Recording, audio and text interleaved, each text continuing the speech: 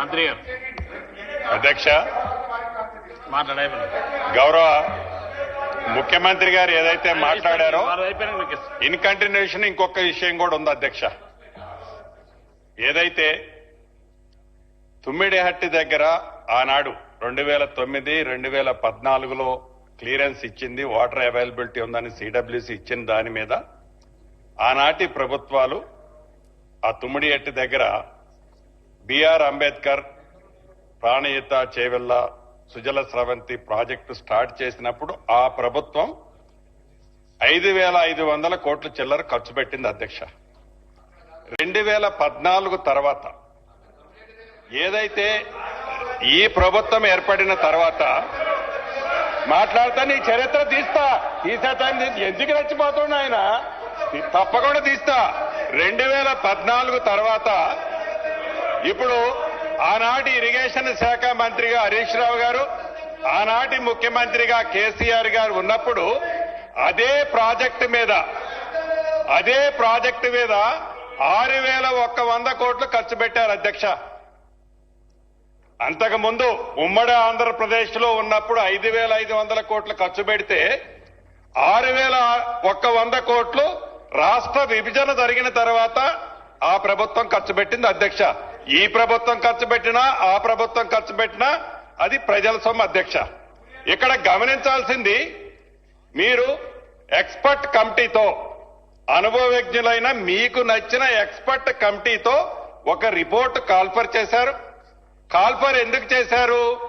దాన్ని అవాయిడ్ చేపట్టడం కోసం. ఏదైతే తుమ్మిడిహట్టి దగ్గర కట్టిన, ఇందాక గౌరవ ముఖ్యమంత్రి గారు అనేక జీవోలు కోట్ చేసి పిసి ఘోష్ గారు ఆ నివేదికలో ఇచ్చిన చర్చ సందర్భంగా ఆ నివేదికను ఎక్స్ప్లెయిన్ చేసేటప్పుడు దానికి సంబంధించింది ఎక్స్ప్లెయిన్ చేస్తూ ఏదైతే ఆ తుమ్మిడిహట్టి దగ్గర కట్టే దాని గురించి వివరించినప్పుడు ఆ ఉన్న ఫీజిబిలిటీని కాదు, మాకు కన్వీనియంట్ గా ఉండాలి అని మేడిగడ్డ దగ్గర బ్యారేజీకి ఈ ఎక్స్పర్ట్ కమిటీ రిపోర్ట్ ఇస్తుందని, ఆ మేడిగడ్డ దగ్గర రీడిజైన్ పేరుతో ఒక కొత్త కాన్సెప్ట్ తీసుకురాకపోతే మాకు రావాల్సింది రాదు అని ఒక మంచి ఆలోచనతో మీరు ప్లాన్ చేశారు అధ్యక్ష.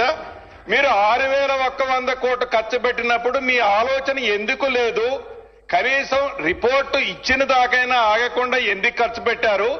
అదే మేడిగడ్డ దగ్గర సంబంధించిన 3 బ్యారేజీలు కట్టేటప్పుడు విత్ ఇన్ 25 days లో యాప్ కోర్సుకు పర్మిషన్ ఇచ్చేది, డిపిఆర్ చేయమన్నారు, ఎస్టిమేట్ చేశారు, రాత్రికి రాత్రే జీవోలు ఇచ్చారు, టెండర్లు పిలిచారు, ఫౌండేషన్లు వేశారు. 20-25 రోజుల్లోనే ఈ 3 ప్రాజెక్టులు కట్టారు. మీరు అక్కడ ఎక్స్పర్ట్ కమిటీ ఇచ్చిన రిపోర్టుని పక్కన పెట్టారు. 6,100 కోట్లు ఎట్లా ఖర్చు పెట్టారన్నది ఒక అంశం అధ్యక్ష. రెండోది, అదే మేం బేసిజానికి పోలా, ఆడ ఫీజిబిలిటీ వాటర్ ఉందని చెప్పినా కూడా దాన్ని పక్కన పెట్టారు.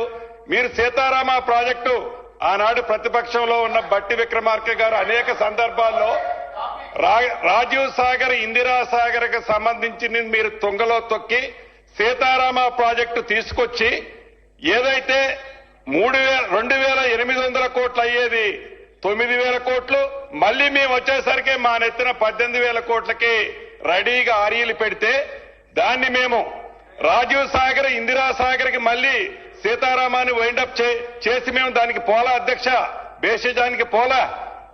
కానీ డబ్బు అన్ని కోట్లు ఖర్చు పెట్టారు. ఆ ప్రాజెక్టుని కంప్లీట్ చేయాలని ఈ ప్రభుత్వం చిత్తశుద్ధితో పనిచేస్తుంది అధ్యక్ష. మీరు కేవలం మీ స్వార్థం కోసం, మీ స్వలాభం కోసం అక్కడ రాజీవ్ సాగర్, ఇందిరా సాగర్ ని రీడిజైన్ పేరుతో దాన్ని ఎత్తి సీతారామ ప్రాజెక్టు తీసుకొచ్చారు.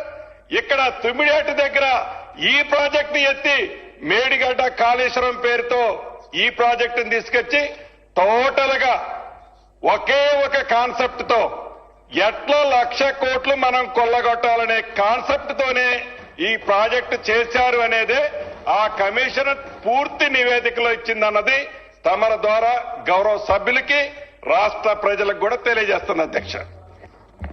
హరీష్ రావు గారు. థ్యాంక్ యూ అధ్యక్ష. గౌరవనీయులు అంటే ముఖ్యమంత్రి గారికి పోయే ముందు పొంగులేటి గారికి కంప్లీట్ చేసి అటు వెళ్తా, పెద్ద ఆయన కదా సార్. ఇప్పుడు సీతారామ ప్రాజెక్టు గురించి మాట్లాడినారు. మరి సీతారామ ప్రాజెక్టుకు శంకుస్థాపన చేసినప్పుడు కేసీఆర్ గారు పక్కనే ఉన్నారు కదా వారు he was very much presence in that meeting. So మాయ మాటలు మాయ కథ రోజుకొక డ్రామా చేసే స్వభావం కాదు. మీరు విజువల్స్ తీసుకోండి. మీరు సీతారామ ప్రాజెక్టు చేసేటప్పుడు మీ పార్టీలోనే నేను లేను. ఏం మాట్లాడుతున్నారు? మళ్ళీ చెప్తున్నా, మీరు ఏ ప్రాజెక్టు కట్టినా మీరు గుండె మీద చేసుకొని గుండె మీద చేసుకొని చెప్పండి హరీష్ రావు గారు. ఏదైతే ఆనాటి ముఖ్యమంత్రి కేసీఆర్ గారు అక్కడ ఏదైతే ఆ కంప్యూటర్ ఆపరేటర్ చూపించే బొమ్మని గూగుల్ చూపించి మీరు డిజైన్లు చేశారే తప్ప తెలంగాణ ప్రజల కష్టాలు, తెలంగాణ ప్రజల సొత్తుని కాపాడాలనే ఉద్దేశంగా మీరు కూడా మాట్లాడే ఆ రోజు అవకాశం మీకే లేదు. నేనాడున్న మీ పార్టీలో సీతారామ చేసేనాడు గుర్తు తెచ్చుకోండి. అపోజిషన్ లీడర్ ఉండి మీరు ఏదైతే ఖమ్మం జిల్లాలో ఫౌండేషన్ వేసేటప్పుడు రోళ్లపాడు దగ్గర నేను పార్లమెంటు సభ్యుడిగా వైఎస్ఆర్ కాంగ్రెస్ పార్టీలో ఉన్నా, గుర్తు తెచ్చుకోండి. హరీష్ రావు గారు. సార్ 9 ఏళ్లు బీఆర్ఎస్ పార్టీలోనే ఉన్నారు కదా. సీతారామ ప్రాజెక్ట్ నిర్మించేటప్పుడు ఏ రోజు కూడా మీరు వ్యతిరేకించలే కదా. ఆ రోజు కూడా వ్యతిరేకించలే. ఎనీవే, అయితే బీఆర్ఎస్ లో ఉంటే ఒప్పు, కాంగ్రెస్ లో పోతే తప్పైతుందా సార్? ఎనీవే, ఇప్పుడు పొంగులేటి గారిని ఒక విషయంలో ఐ అప్రిషియేట్, వారికి ధన్యవాదాలు కూడా చెప్పాలి. నేను ఒక మాట ఏమన్నారంటే 2014 కంటే ముందు మేము 5,500 ఖర్చు పెట్టాం. సరే, 5,500లో మొబిలైజేషన్ అడ్వాన్స్ ఎంత, అది కథ వేరే, తర్వాత చెప్తారు. సరే, తర్వాత ఏమన్నారంటే 6,100 బీఆర్ఎస్ పార్టీ ఖర్చు పెట్టిందని చెప్పినందుకు నేను థ్యాంక్స్ చెప్తా ఉన్నా. ఎందుకు ఈ థ్యాంక్స్ చెప్తున్నట్టు అధ్యక్ష, దట్ షోస్ అవర్ సిన్సియారిటీ. అంటే మేము 2014 జూన్ 2 అధికారంలో వచ్చిన తర్వాత 7-8 నెలల పాటు యథావిధిగా ప్రాణహితను కట్టాలని అన్ని ప్రయత్నాలు చేశాము, ప్రాజెక్టును కొనసాగించాము. ఆ తర్వాత వరుసగా మహారాష్ట్రతో 5-6 మీటింగులు పెట్టడం, వాళ్ళు ససేమిరా అనడము, ఆ తర్వాత సిడబ్ల్యూసి నీళ్లు లేవనడము, తమ్మిడిహట్టి దగ్గర wild life project Chaprala wild life ఉందన్న తర్వాత ఇక లాభం లేదు అని చెప్పి మేము 8 నెలల తర్వాత నిర్ణయం తీసుకున్నాం. మేము ముఖ్యమంత్రి గారు చెప్పినట్టు ప్రీ డిటర్మైండ్ లేము. అన్ని ప్రయత్నాలు చేసిన తర్వాత మహారాష్ట్ర ఒప్పుకోలేదు. ఇది ఒకటి. అధ్యక్ష, అరే ఏం సార్ ఇది? మీరు తుమ్మిడిహట్టి దగ్గర గౌరవ మంత్రిగా మాజీ మంత్రి గారు ఏదైతే అంటున్నారో, తుమ్మిడిహట్టి దగ్గర 8 నెలలు ఓపిక బట్టి మేము 6,500, మీలాగా మేము అబద్దాలు పొద్దున్న లెగిస్తే చెప్పం. మీరు 6,100 కోట్లు ఖర్చు పెట్టింది అన్నది అది మీ ఇంట్లో సొమ్ము కాదు, మా ఇంట్లో సొమ్ము కాదు, అది ప్రజల సొమ్ము. మీరు ఖర్చు పెట్టిన దాన్ని బేఫికర్గా ఖర్చు పెట్టారనే చెప్తున్నాం. అది మిమ్మల్ని అప్రిషియేట్ చేశామా మీ చిత్తశుద్ధిని గురించి కాదు. అంత ఖర్చు పెట్టిన మీరు ఆ ప్రాజెక్టుని వైండప్ చేసేటప్పుడు సుమారు 11,000 కోట్లు పైగా ఖర్చు పెట్టాం కదా, ఎందుకని మీకు ఆలోచన రాలేదనేది కూడా నేను మరొక్కసారి కూడా వారిని అడుగుతున్నా.